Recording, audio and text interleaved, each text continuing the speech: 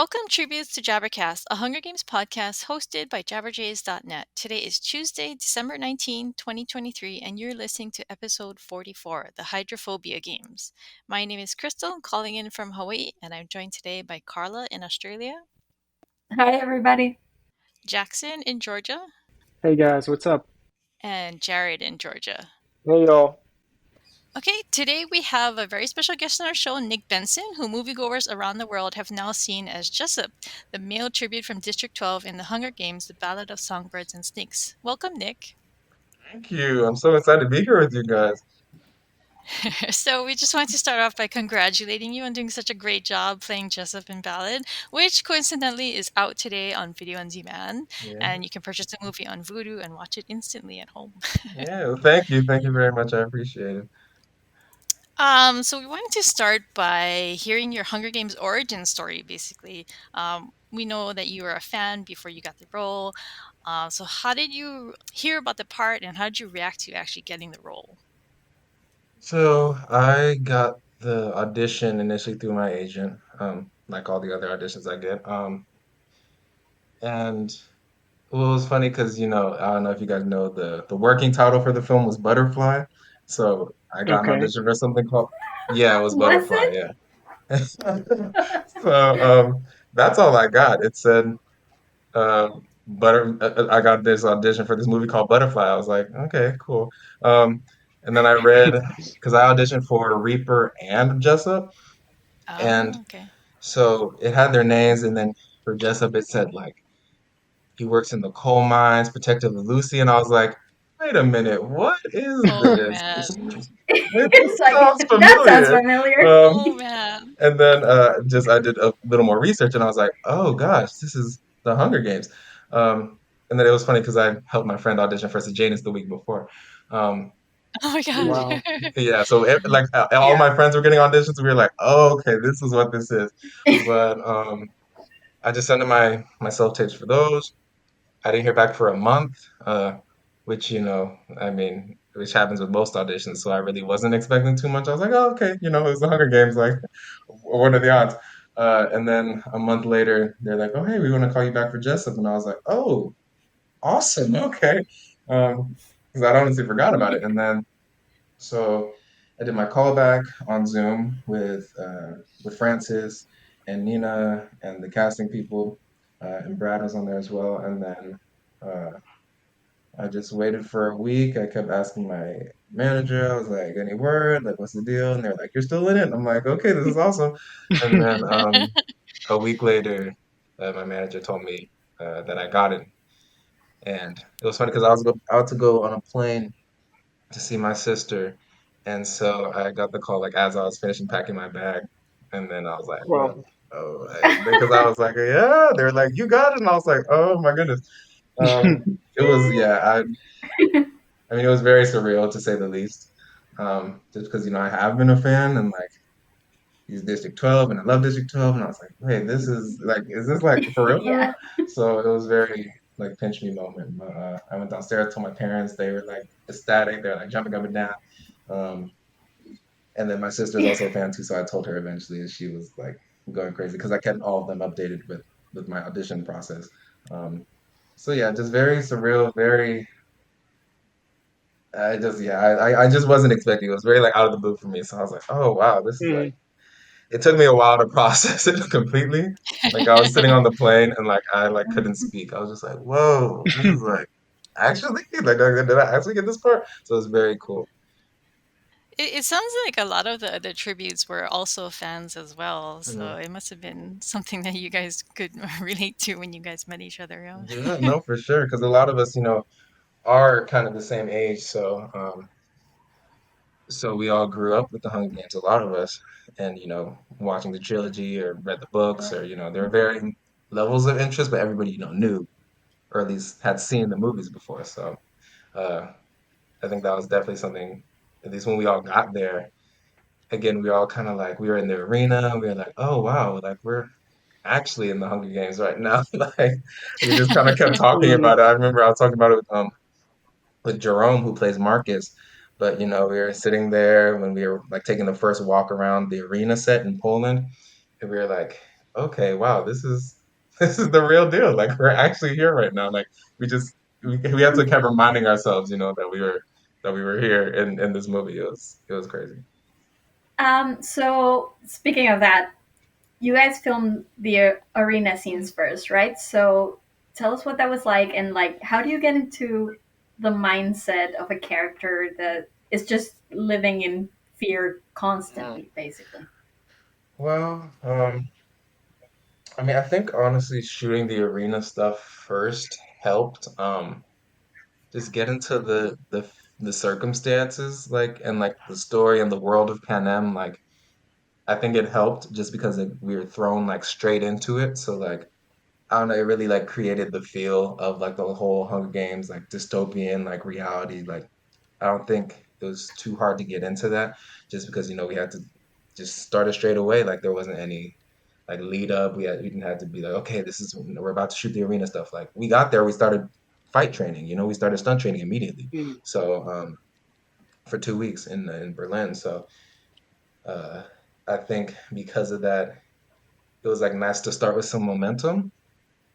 And Mhm. also, again, I keep saying this, but like the set design was just crazy. Like, of course, like the Mm. Yeah, explosion yeah, part is like for the arena was CGI, of yeah, course, so that wasn't real. But like everything else, like all that stuff was yeah. real. Like the beam, the rubble, all that stuff, the rocks, the dirt, all that stuff was real. So that helped a lot more, to help us get into the mindset because it really felt like we were in an arena that we couldn't leave, but we could, but it's like you have to make sure, because they closed the Yeah, doors, like they did the whole thing. right. Um, so again, I think because of that, we didn't really have to do much imagination of like, oh, we're in the arena and this is what's happening. It's like, no, like we're actually here and we're scared for our lives. So again, huge props to the set design team for that. But Yeah, yeah, so I absolutely. don't think I don't know, it was funny because we, all got along off set and we, would joke around and play games, play Nintendo. We just, we got close very quickly. So it was funny kind of having to turn all that off once we got into the arena and once the camera started rolling and be like, okay, well, now we have to kill each other. So, so I don't know. I just attribute at least our ability to kind of flip that switch just to casting, hiring really great actors because once we started, like it was very believable. Like of course these are my friends, but like Mhm. when the cameras were rolling, I was like, okay, stay away from me. Uh, so yeah, I think that just helped us get into that mindset. That's great. Speaking of locations and just being in Berlin, so Centennial Hall looks very big in the photos, but the film it somehow looks smaller. So how did it feel to you while you were in character while filming there? Um, you said it looks small in photos or in the I, movie? I, I guess in the context of like of being a tribute, Yeah. like it's big, but like when you think like I mean, in the movie, it looked really yeah, claustrophobic. Mm, because I mean, when you're trying to protect yourself from all these other people, you want as much room as possible, and right. then when they suddenly start the games, it's like, oh my god, they're like right there. Yeah. No, yeah. Yeah, That's funny. And also because well, comparatively with the older arenas like the Catching Yeah, Fire arena exactly, or the mhm. OG exactly. Hunger Right. Games arena, those are like Yeah. huge, It's like the you know? pinnacle. Yeah, they look So really far Yeah, apart. yeah. So yeah, comparatively, yeah, it was because like our little starting dots were like a couple of feet away from each other, Oh my like 10 god. feet away from Hmm. each other. So I think I don't know, standing in it because it is like a big arena space, like multi-purpose arena space. So there was that, but yeah, I think comparatively, it did seem a lot smaller and like intimate, Yeah, which created like a very interesting environment, like especially with the bloodbath, it wasn't like Hmm. had much room to run away into the bushes or yeah. No, into everybody the was jungle. right Everybody's there. literally right there. So the only escape really was that tunnel, that me and Lucy Gray jump into. So Hmm. so I think honestly, I think it helped again like up the stakes even more, and with the whole Hmm. bloodbath, like it just like added that tension, like, okay, we're all here in this pretty enclosed space. But also I was also thinking about how since this was the 10th Hunger Games, like we don't know like the scope that it would expand into, like the whole jungles thing. So like Hmm. this is kind of like again, because we or the tributes go into it being like, oh yeah, well, this is the Hunger Games. It lasts like an hour because everybody kills each other and like Yeah. like right off the bat. Mhm. So we don't really have anything to compare it to, which I thought was like interesting. So Yeah. so yeah, no, it definitely did like feel like claustrophobic though now that I think of it. Um, and yeah, I think that really helped with the whole feel, with the tension, with all of that. And Hmm. I think something that might have been lost to like people who don't read the books or like know go really into it is that they held all their Hunger Games up until that point in that arena because at one Yeah, point I think Lucy Gray she says I've seen your arena right yeah, because she had watched it on TV yeah, right so she knows what it is so yeah I thought that was exactly. Yeah, interesting yeah, no, small that detail. right, right. And I think actually that was interesting because I know in the book I remember it said like you saw like this like they didn't clean it. You saw the blood from like the past few Hunger Games. Hmm. Like they barely kept Previous. it up at Yeah. all. So like I thought that was really interesting. Um, And, it's Hmm. not exactly the same in the movie, but still, you do know, this is the same space that they just throw the kids in, they die, and then they do it next Mm. year. Yeah. Okay, Jackson, your turn. Okay, let's do this. First of all, I have so many questions, so it's torture just to ask a few. But our next official question is, can you tell us a little bit about working with Rachel Zegler, and had you seen her in anything else before this? And I want to tag on, like, who were you the most starstruck by, if you were, on the film? Mm. Um, well, first of all, yeah, working with Rachel, she's incredible, first and foremost. And I did see, because pretty much the only thing she really did was West Side Story before. So I did see that. I actually watched it on the plane on the way over to Berlin. Um, Mm. so I was like, Wow. Yeah. this movie's about, because I love West Side Story. I did it. I did it once in college, but so yeah, after seeing that, I was like, okay, this girl is like the real deal. Like, this is cool. And then Hmm. meeting her on set for the first time uh, in Poland in the arena. So again, we met for the first time, and Yeah. like it might have been my death scene. I don't even know, but we met again, and again, it was like, okay, right into it. We're buddies. We've been fighting for like days. You have to love each hmm other. So that was, interesting to have to get into, but I think just even literally just from day one, from chatting with her and getting to know her and stuff, she's so funny and chilled and fun. Like we just got along pretty instantly, and so it wasn't super hard to create a good relationship with her, luckily. Um, so I'm very lucky that that she is so, open and nice, because it didn't have to work out like that. But yeah, she just had me like in awe, like especially during the reaping scene when she sang. And I know they didn't do the Hmm. whole song in the movie, obviously for time reasons, but like Mhm. hearing her here sing the whole song, I remember those first few takes, I was just like, I was barely acting because I was just watching her sing. I was like, oh my God. Yeah. I was like, I was like, oh yeah, okay, she is like again, real deal. And when I told her after, I was like, dude, you're Yeah. phenomenal. Even So when she's just talking, her voice is very strong and yes, Hmm. no, yes. Yeah. it's literally it's very incredible to watch, especially live. Um, so so that was very cool. Honestly, well, at first, because she was like the first really like the most like known actor I had met on set at the moment Mhm. for from the jump. Mhm. Like I met her, I was like, whoa, you're Rachel Zegler, like Yeah. again, like you're Yeah. Maria, like Yeah. oh my gosh. So Yeah. that was pretty cool. But again, she's very down to earth, so like that didn't last very long. Um, I think the most starstruck, I mean, I did obviously, well, I was lucky enough to meet Viola because we didn't have any scenes together, but Awesome. I Mhm. visited set one time when she was filming, actually on her last day, she was filming her last scenes, and I was just like, I don't even know if scenes together, but like, hey, I'm in Yeah. a movie too.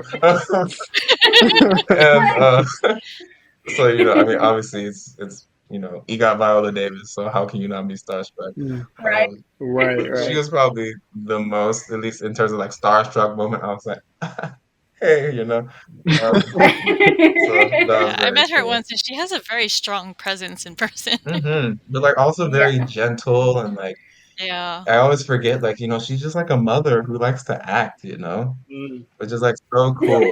Like you don't realize that, seeing her on screen all this time, but like meeting her, you're like, oh, you're like really. She's just again very just sweet, down to earth. Yeah, Dr. Gold doesn't give off that Oh no, not at impression all. for sure. wow. She was an amazing Dr. Gold. hmm She was terrifying. Scared me so much. Yeah. Yeah, it was interesting seeing her in a role like that.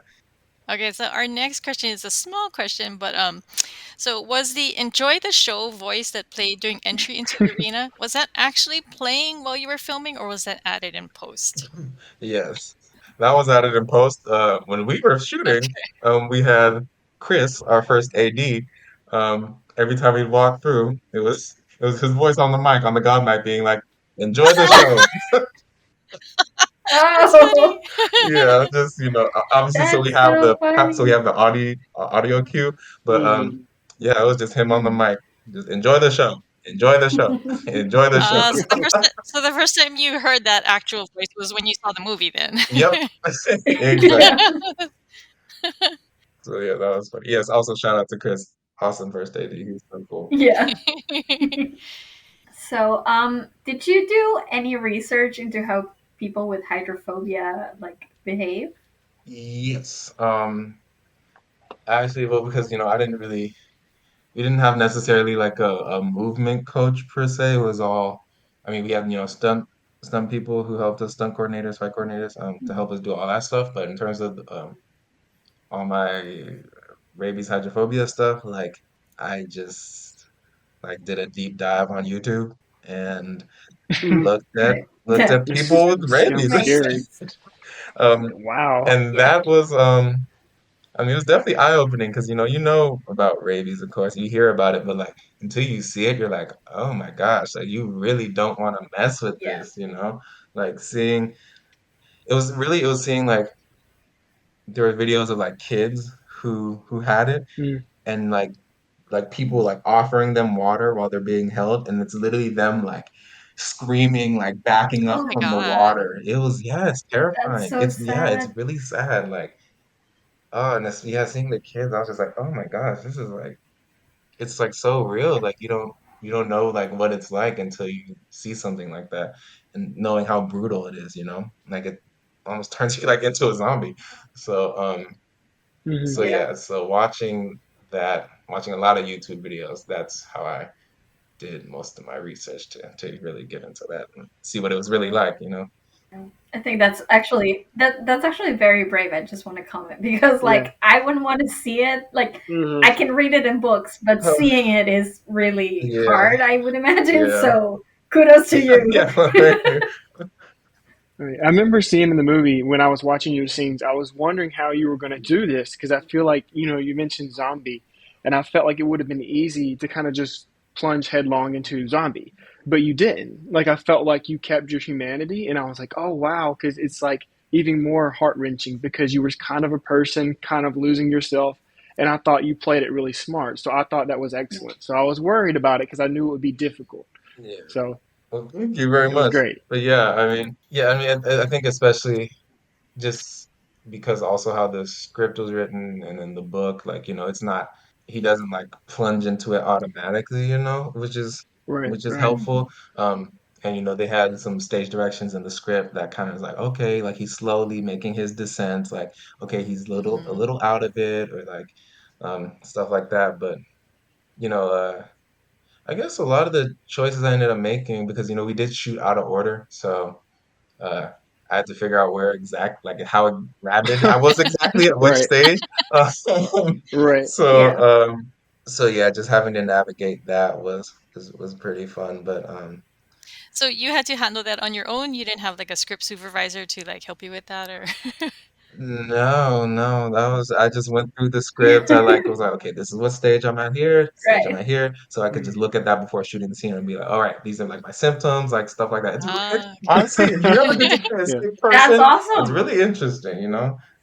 That's really awesome. Yeah, Yeah. it's fun work to do, you know, as an actor to be able to kind of immerse yourself in something like that. I had a lot of fun with that for sure. So you filmed in Poland and Germany, and so I was just wondering, when you accepted the role, did you know you would be filming in Europe? And had you been to either location before working on Ballad?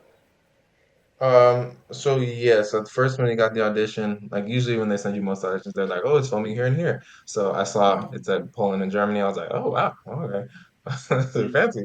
Um, so that was cool. That made me extra excited because I had been to neither of those places. So I'd been to Europe before, but never, yeah, never Germany or Poland, never like Eastern-ish Europe. So that was also very exciting because I do love to travel, and then getting to travel Hmm. for work and acting is like, oh my gosh, Yeah. that's the best, getting paid to travel. Like, please sign me up. Right. Yeah. Yeah. That's great.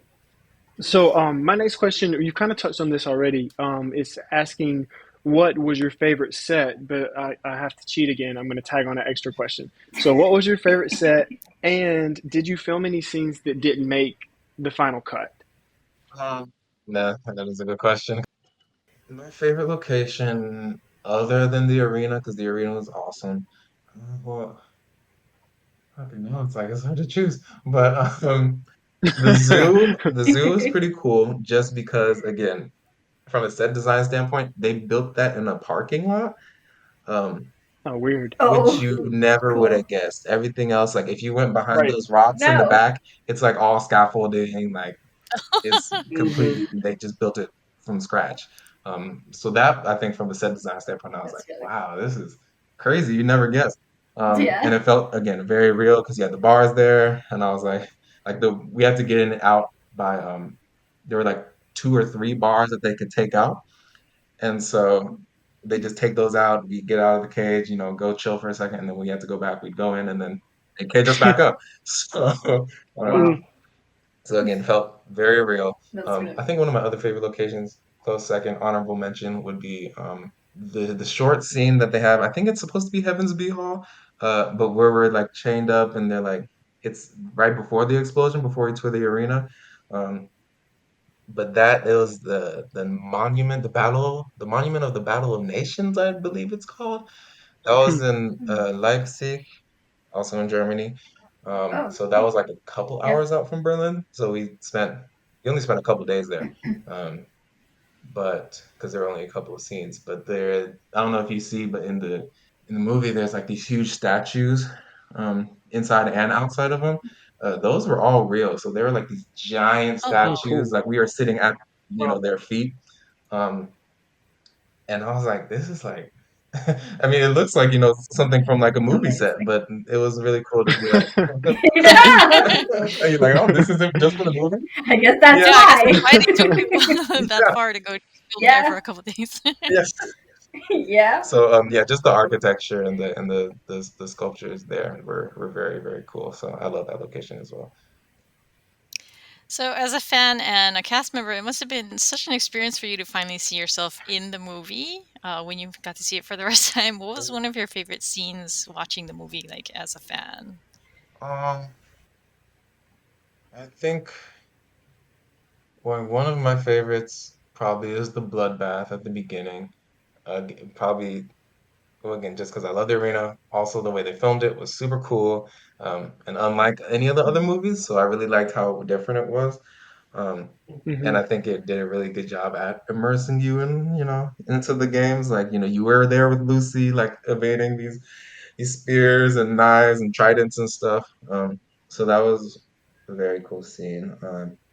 I think another one of my favorites has to be uh, Rachel singing with the snake dress.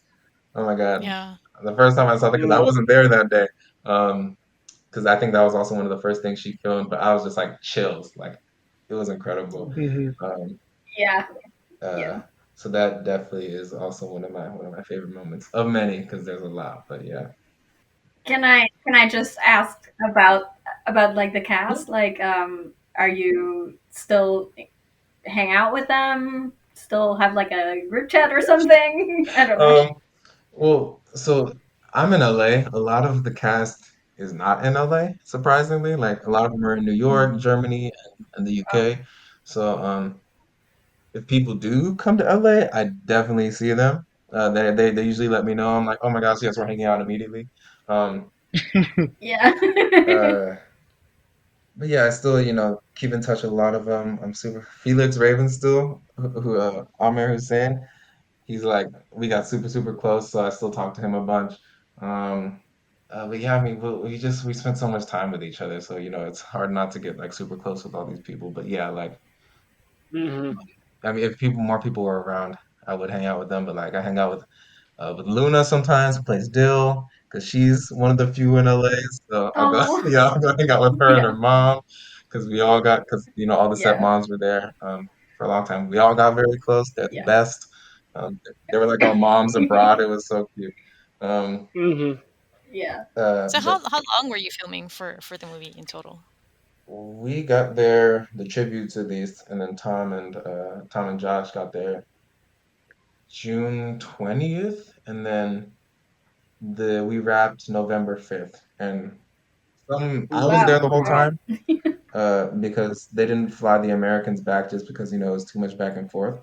Um, Yeah, yeah. Right. Right. Hmm. so yeah, so I stayed there the entire time. Um, Wow. Okay. yeah, Yeah. which is honestly Wow. incredible. I loved it. I had so much fun. I got to explore a lot of Berlin as well. Um, Mm. in my I love Berlin. I lived there for a Oh couple my of years, so gosh. yeah, I really Oh love my gosh, it. I think one of my favorite parts, obviously, other than, the party culture, which is, fun, um, Mhm. was Yeah. was the history, I think, because obviously there's a very Yeah. rich history, Everywhere you literally look, there's everywhere. something. And like how they have like how where the wall was with the bricks, the cobblestones, Yeah. super, Yeah. super cool to see that everywhere. Nice. So Nick, swinging back just in case, because the deleted scene thing. So was there a specific one? Yes. Yes, that's what I get for asking a multi-tiered question. Hmm. Yeah. Um, for me, there wasn't anything that was deleted. I had like a couple of lines that got, cut, just, of course, for the flow of the movie. Um, Hmm. but Right, like right.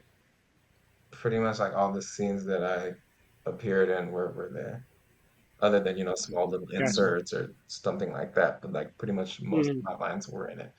But yeah, I mean, of course, with the movie this long, there's like the movie, if they included everything, Yeah. it probably would have been 4+ hours. So, Right. Yeah. Right. Yeah.